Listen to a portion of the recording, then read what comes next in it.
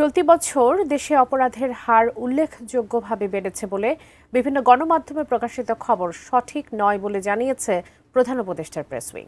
সোমবার এক বিবৃতিতে প্রেস উইং জানায় ২০২৪ সালের সেপ্টেম্বর থেকে ২০২৫ সালের জুন পর্যন্ত সরকারি অপরাধ পরিসংখ্যান বিশ্লেষণে দেখা যায় চলতি বছর বড় ধরনের অপরাধের সংখ্যা উল্লেখযোগ্যভাবে বেড়েছে এমন দাবি সঠিক নয়।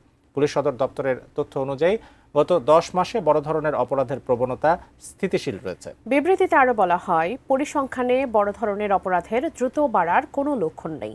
বাস্তবে বেশিরভাগ গুরুতর অপরাধের হার কমছে বা একই পর্যায়ে রয়েছে। তবে কিছু নির্দিষ্ট অপরাধের ক্ষেত্রে সামান্য বৃদ্ধির প্রবণতা লক্ষ্য করা গেছে। প্রেস উইং নাগরিকদের প্রতি সতর্ক থাকার আহ্বান জানিয়েছে।